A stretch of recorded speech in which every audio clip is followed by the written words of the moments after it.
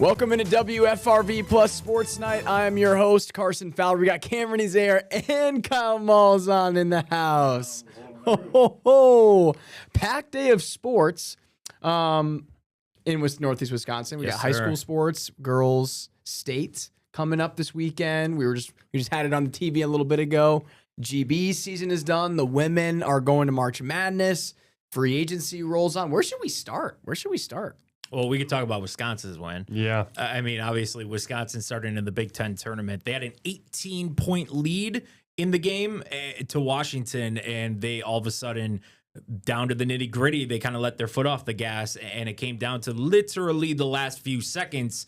Thankfully, for Washington's sake, their shot rims out, and they put back a 2, but they were down 3, and 2 is not greater than 3, so they lost. That is so true. You worry about Wisconsin because it's really just John Blackwell and Nick Boyd and then whoever else can contribute. And the fact that the two of them combined for 57 points, 34 for Blackwell, 23 for Boyd, which is great. But now you're on to playing Illinois, who's a very well-balanced team in the quarterfinals. You squeak by a Washington team who was the 12 seed, and you just beat by 17 on the road 2 weeks ago. I think there's more concern coming out of this game because of what you had late in that game and who you relied on, and can you continue to rely on them and blow leads like that when it's one and done moving forward? Now, I will give Wisconsin credit. They're doing all of this without Nolan Winter. True, right? yes. They're doing all of this with Nolan Winter. They beat Purdue without Nolan Winter. They're moving on to the Big Ten tournament without Nolan Winter. They're also going to play an Illinois team who they also beat once in the regular season. So they did also lose because they split at the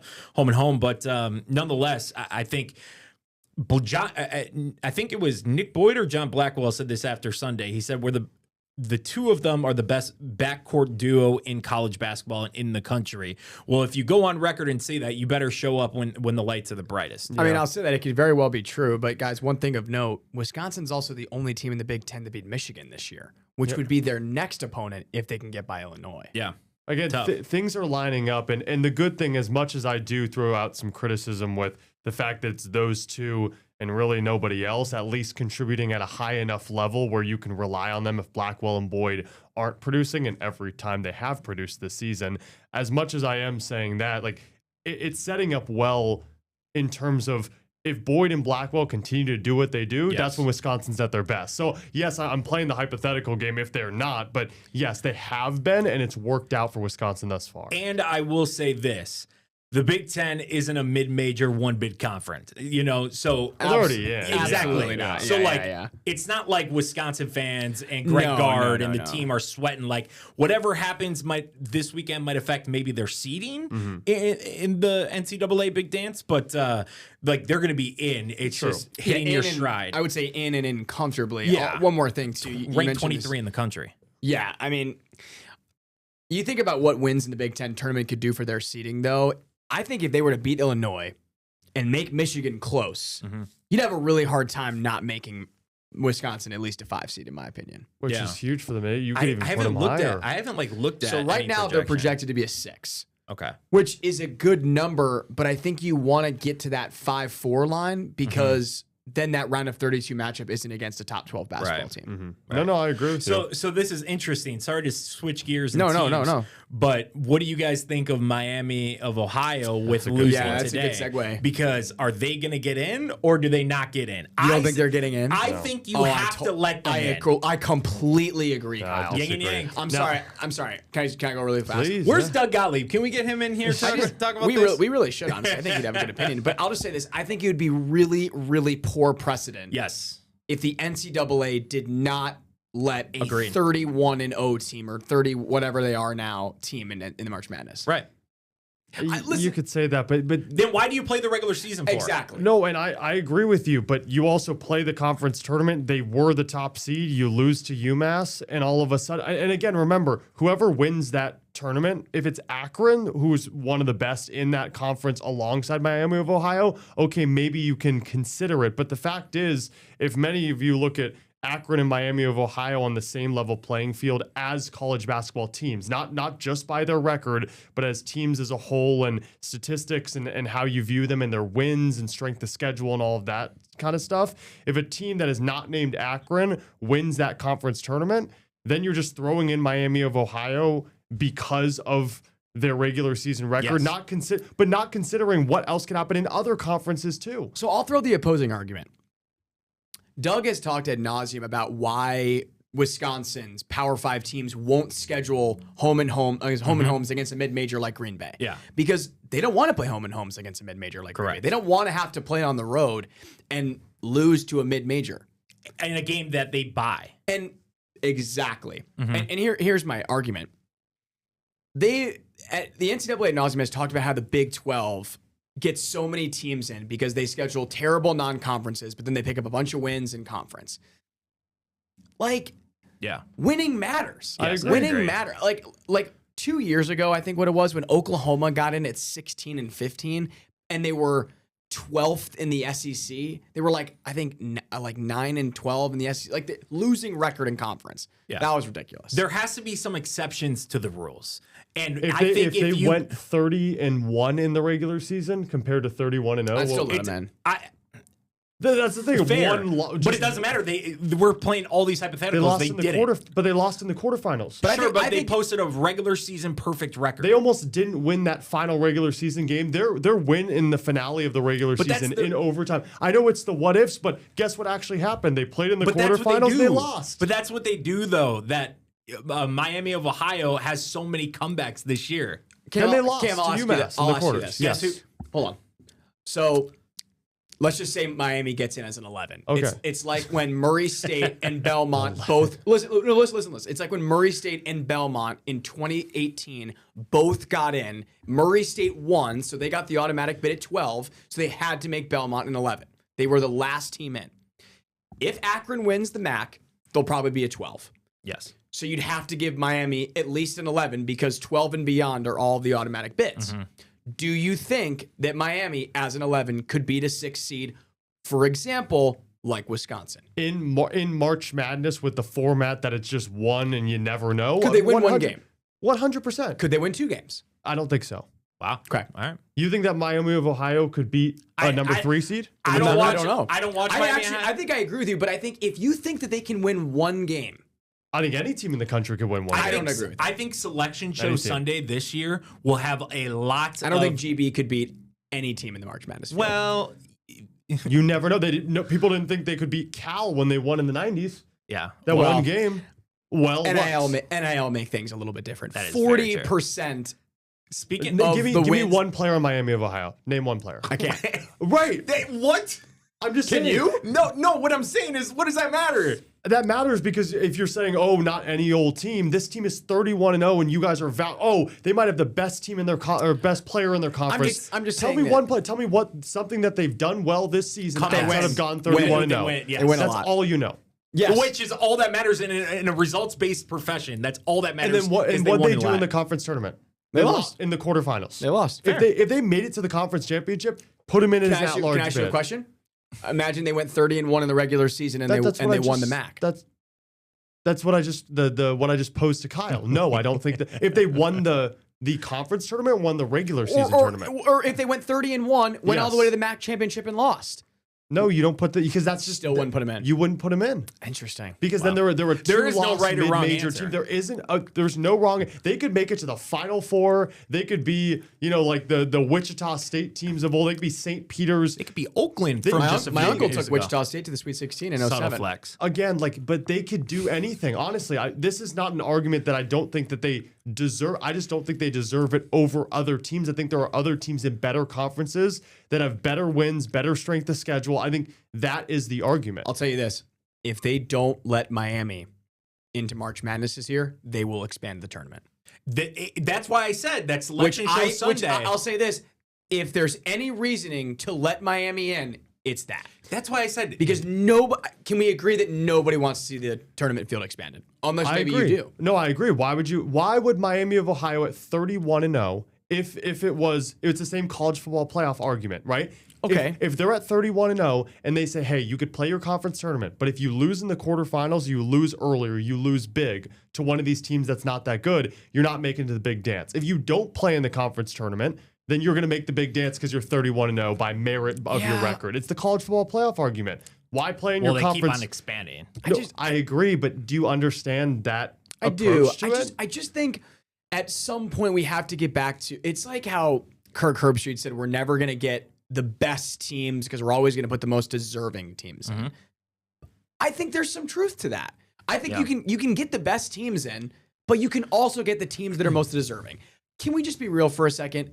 Is Miami of Ohio going to win the national championship? Absolutely Well, no, not. we I hope they will. That would be an awesome story. Yes. But is the other, if they're going to be an 11 seed or whatever they are, the number 40 team in the nation going to win March Madness? They deserve a chance. I agree. They deserve a chance. I just think, let's say there's a team that's 31-0 and 30-1, two low Mid-majors. mid-majors. But I wouldn't even say the Mac's a low mid-major. What if there were 3 mid-major teams that were 31-0? Would you put all 3 of them Yes. in? If none of them won their conference tournament, then who do you keep out? Because think about it, the 3 others will win their I don't know, conference some tournament. ACC Well, teams. you know what? Actually, let's do some research. Let's see who's on the bubble right now. Now, can I say who did Miami of Ohio lose to today?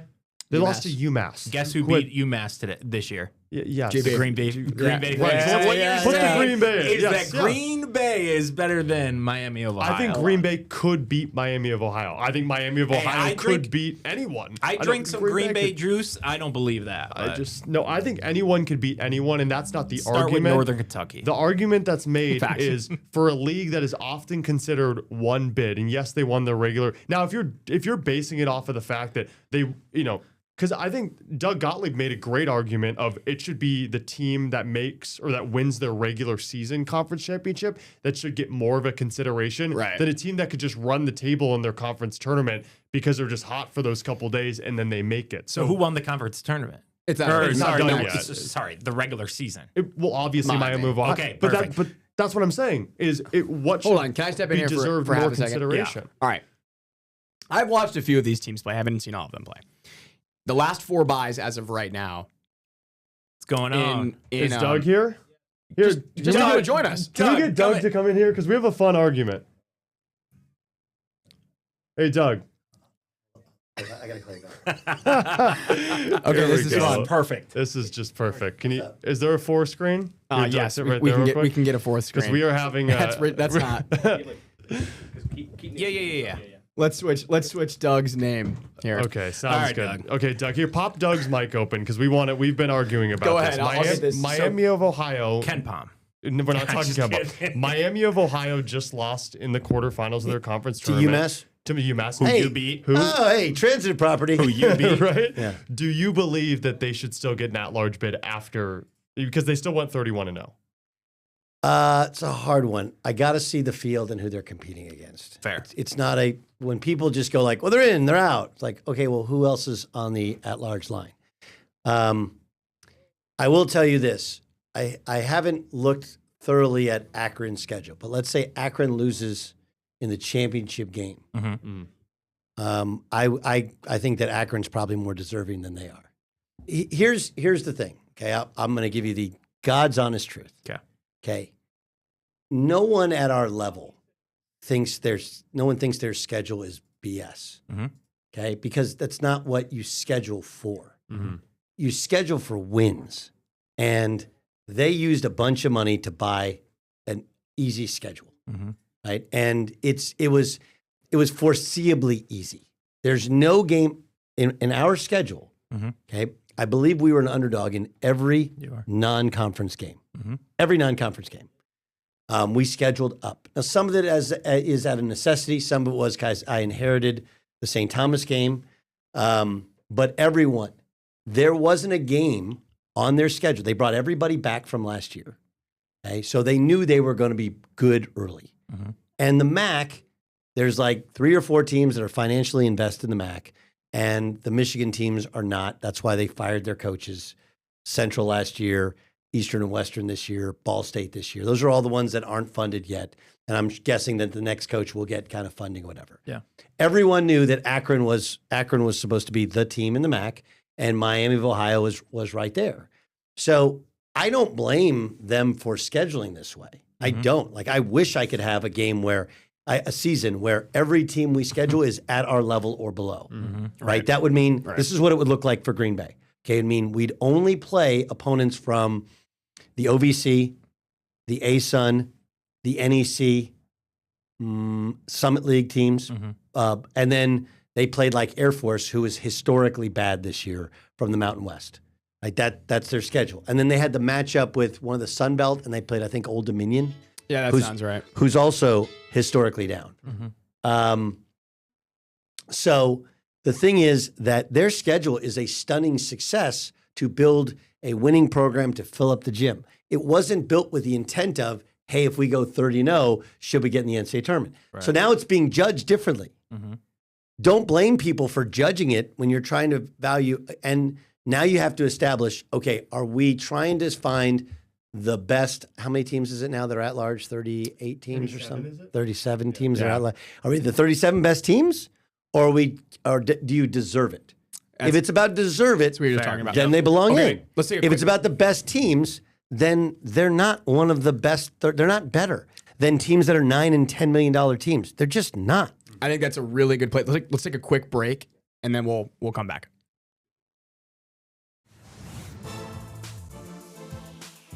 Welcome back to WFRV Plus Sports Night. We got a special guest joining us, Coach. Thanks for joining the show. I'm trying to find the applause. I don't need an applause, but I mean, like you're trying to do the. Hey, also, the host of the Doug Gottlieb show on WFRV. Yeah, that's right. That's right. But they are applauding the turnaround that you did. True. 4 wins last year to 18, and some good momentum. And I think I speak for a lot of people around the community and that follow the program. Hell of a job. Thanks. Hell of a job. You and the boys. I did it all myself. Well, you got some smart people on only your coaching the 18 staff. wins. The 15 losses, none of that was me. Yeah. The 18 wins, all me. Now that you've had some time to reflect as your season came to an end of the second round in the Horizon League tournament, what comes to mind when you will think back about this season? It's never going to be like this again. Yeah. And what I mean by that is we had our exit meetings today, and look, there's going to be some kids that go in the portal, some out of their choosing, some out of our choosing, and it'll be different. And my job as a head men's basketball coach at GB is to keep pushing along, keep getting better and better and better. Yeah. And do so while, we got to manage a budget and all those other things, keep being more and more competitive. But every player said this team was unbelievable in terms of chemistry and culture. And of course, a good portion of it is the players. But I'm going to take some credit. Like, I signed off on the players. I made it a point that we're not taking any turds. And how we nurture culture, how we build up family is incredible, and how we coach them is important. And but more than anything, just the type of people that we like to surround ourselves, right? You are the company that you keep. Yep. And we tried to really live that with this team. And I told my girlfriend, she was like, well, I'll come in for the semifinals. And I was like, here's the problem, is like, it's never going to feel like this again. Like, Justin Allen is so thankful. He spent all of last night, we were on the phone with this guy, Darren Heitner. We're texting Darren Heitner. Darren's he's the thorn in the NCAA's side of suing for extra years of eligibility. Because all Justin wants to do is come back and play for another year. Okay, so Kyle and I talked about this. Is there an opportunity for him to do that? Because no. Because I know, here's the stupidest thing ever. If he played 2 years of junior college and 1 year of D3 and 1 year of Division I, there might be a lawsuit. But he played 3 years of Division III, so somehow there's no lawsuit possible. But what's I don't understand the disconnect. It's not, the JC is not NCAA, so you played an NCAA certified. I don't. It's so stupid. That's so unfortunate. Because I remember so dumb. We talked about it on Sports Extra last week. I was like, well, maybe Justin Allen can try and get a waiver, but obviously you seem to think that that's not going to happen. No, I mean, I'm going to keep calling because that's the kind of kid Justin is. Yeah. So he's awesome, and he's like, okay, what Division III guys do you want? I'll call them right now. We just have the best kids. We just did, and one of the players who left last year. I'll name him to you guys off air. But it's crazy because the kid's actually a good kid. But I talked to the dad, and the dad was like, you favor Rudy. And I said, have you ever coached basketball before? And the guy's like, yeah, I'm a coach. Okay. Who are your favorites? Well, I like the best. I like kids that are most invested, the hardest working, the ones who connect most with the coaches. It's like, yeah, how about the kids who, play through injury, play harder than others, practice harder than others, do all the right things, know all the plays, keep the group together. I was like, yeah. I was like, that's Rudy. So of course I favor him. I favor him because he's the best. Yeah. He's the best. And so I had some choices in the backcourt last year.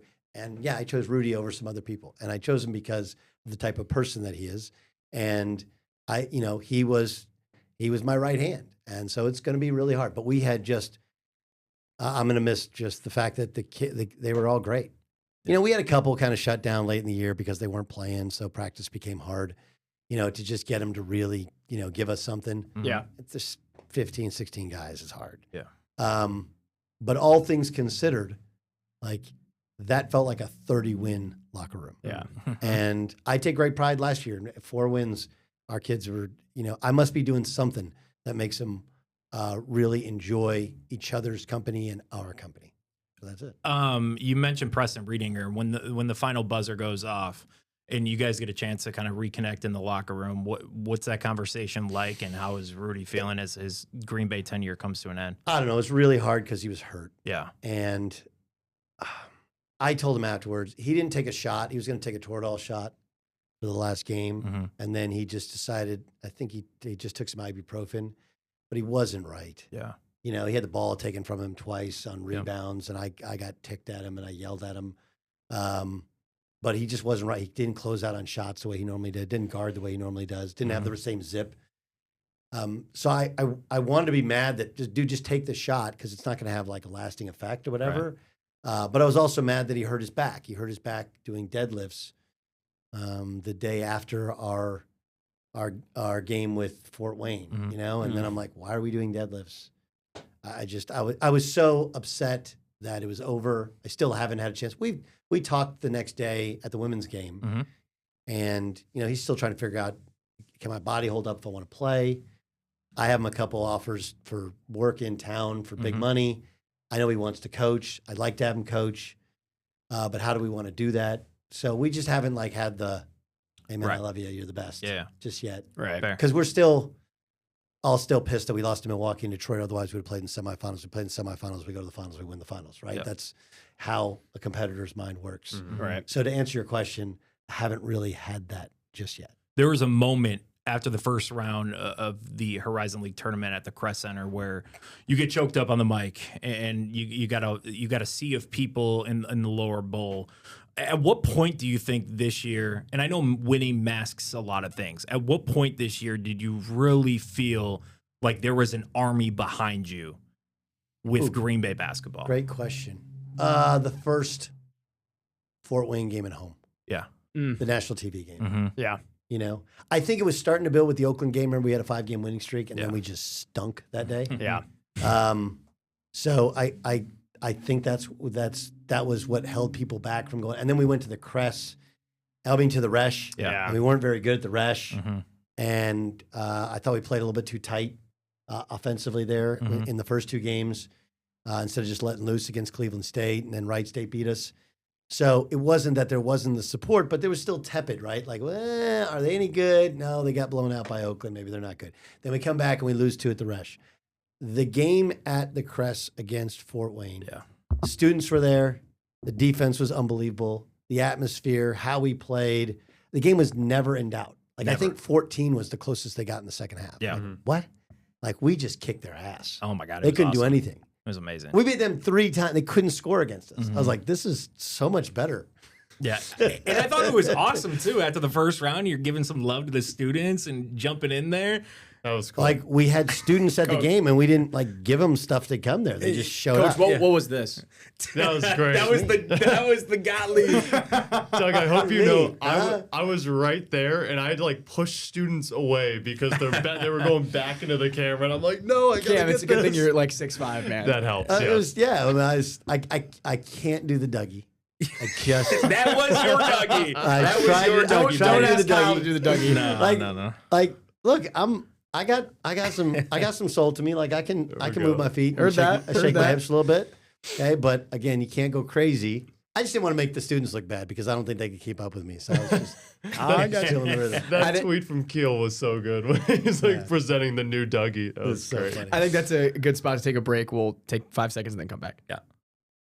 Cam, I feel like we haven't really heard from you. Sorry, Cam. No worries. What are you talking about? It's all good. We're letting the I love GB it. insider. So I made it a point. Sorry, Cam. No. I made it. I made it a point go to to you, be but no. different when I got this job. Yeah. So I want to do something a little different. Mm-hmm. Keel Gans is up for the Parkside job. Awesome. I don't want him to get it, but he should get it. Right. Yeah. Right. Like he's so good, and he's so passionate about GB basketball, but he's also really good at his job. Mm-hmm. Right. But I don't know of other coaches who do this, but I'm going to. Like, they should hire him. Yeah. Like, he loves ball, knows the state, was on, he's what helped build Matt's Monster up there at Northern Michigan. So he knows the league, he knows D2 basketball, and he's an absolute stud. So if they have any brains at all. Yeah. I'm not sure they should have fired the previous I was going to coach. say, it was kind of shocking when I saw that, but I don't know. I don't know enough about it, so Right. I'm not going to. I try to. I've always, and this even goes back to when I did radio and TV. I tried to never walk myself into conversations that I don't have a working knowledge of. Yeah, Just kind of, I don't really know, I'm not going to recuse myself of things that I do know that I might be too close to, and this is one of them, which is, I don't know. I mean, you can't do any better than hiring Keel Gans. Yeah. And it would kill me if he left. I'm like, dude, can we clone you? But not the multiplicity like third clone. Remember the one that was like shaving his tongue? Yeah. You ever see Multiplicity? I've not, no. You guys I are think- so young. I think I'm too young for that one. Michael losing Keaton? it. Yeah, no. I know It's of a good Michael one. Keaton, It's but a I've never pretty seen good it. little date night movie. Multiplicity. That's the problem. He has to get a date first. All right. Okay. No, I mean, you're sitting at home, you can watch We're it. roommates. Come on, it's perfect. You can watch for it us. home. Cam, we're not dating, all right? Yeah, I know. I Hey, never want that. 26, it's okay. Yeah, right. I wanted to. You guys are down with that? That's how you roll? Let's get back on track. Cam, go ahead. I Become wanted, unfireable. I wanted to ask Jesus. about going into the offseason and your level of motivation after only winning 4 games. It was your first full offseason. You wanted to turn around the program. Now, where is your motivation at after a season that is so successful and you know that you're not going to get the same guys you did this last year? I don't view it as a successful season. Wow. Okay. I just don't. My goal is to win the league. Let's go win the league. Mhm. So that's what motivates me.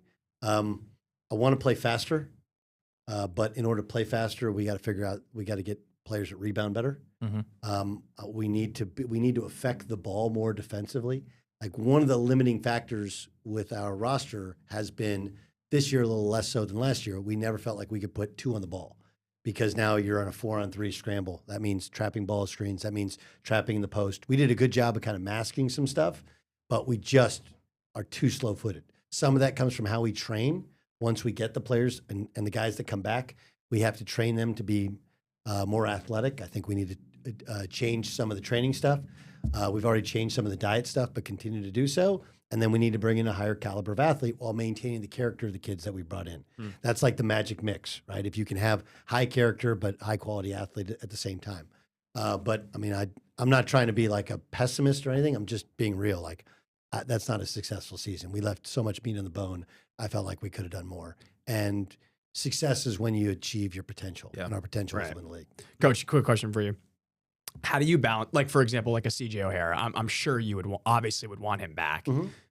If he were to get, let's just say $500,000, no idea, X number. Okay, it's a from great from a big school. How do you balance, like, you got to take that versus I want you back and I can pay you this? Just had that last year with Anthony Roy. Yeah, I've told guys that if you can get 3 times of what we're going to pay you, Like, you got to do it. you should probably Yeah. go. CJ, in all candor, I'm sure he's going to, whether he has gone in the portal, goes in the portal, or doesn't, they'll still find ways to have people reach out to him. Like, I can get you this, I can get you that. Yeah. My thing with CJ is, if you're going to get slightly above what we're going to give you, you should come back and try and be the league MVP. Because with one more year, you go from making, I think he made 7 threes this year. And so he shot below 30%. If we can get him, and he definitely can be a mid-30s three-point shooter. He averaged 14 a game this year. Right. He averages 16, 17 a game as a league MVP. You shoot 35 from 3. I get you $1 million next year. So it's like it's the do you want to go to a place where you're going to get paid more money, but you have to reestablish yourself? And you have to find the right fit. Like he fits how I want to play, right? Who is it on Twitter that's death by 1,000 cuts? Like we have a cutting based offense. Phoenix Rising. He's the best cutter in the league. He totally fits within how we want to play, and he's kind of learned when to cut, where to cut, and then he's a great finisher. I don't know if that offense exists specifically where he's going. He's still a very gifted kid, and he has, of course, a ton of talent. Right. So I'm not saying like he stinks. I'm saying he's really good, but is he going to be a dude? Where he's a dude for us. Yeah. And people love him here, and he's a 4-hour drive from home in the cities. So, but again, if they come to me and they're like, Coach, I'm going to get paid, and I'm going to get paid $500,000. Yeah. What am I going to say? Yeah. You'd be stupid not to take it. So again, like think about, I'm not going to say how many X that is, but imagine if I don't know if I get 3X, probably wouldn't do it for me, but I tell them all the time, like, look guys, if we're just being real, if I get offered a high major job, a Power 5 job, those are start at $2 million. I love Green Bay. I'm very loyal to Green Bay. I've been called about a one MAC job and another job. I'm not interested. It's not, there's what's the win in a little bit more money for me to what we're kind of building here. And the fact that everybody supported me despite the fact we sucked last year. Right? Of course. So, but if, I don't know, pick whatever school, they offer you $3 million, like, am I really not going to take it? Yeah. Really? Yeah, at that point, you kind of have to. You sort of have to, I guess. I don't know. Like, I haven't been put in that situation before, and I do have money. Again, like, CJ O'Hara doesn't have money. Yeah. Fair. Like, all year we've been trying to figure out how we can get him a car when he doesn't have credit, right? So, like, he gets offered $500,000. I have to tell him to take it. Yeah. If that's what you want. Right. Yeah. That's what you want. I'll let's end it here really quick. Okay. Doug. Quick though. Yeah. GB women's basketball back in the NCAA tournament. Death taxes, the Phoenix back dancing. Real quick, your thoughts on what Kayla has done in that group. It's one thing to make it in this world. Yeah. It's a whole other thing to do it again. Yeah. And with a new group. Mm-hmm. And the weight of expectations are super heavy. I know that myself, not having done it and all the expectations of last year. I marvel at Kayla. Mm-hmm. She's an amazing coach. She's got a great staff. And I'm so proud of them. They fought through a little adversity. They weren't playing great at the end of the year.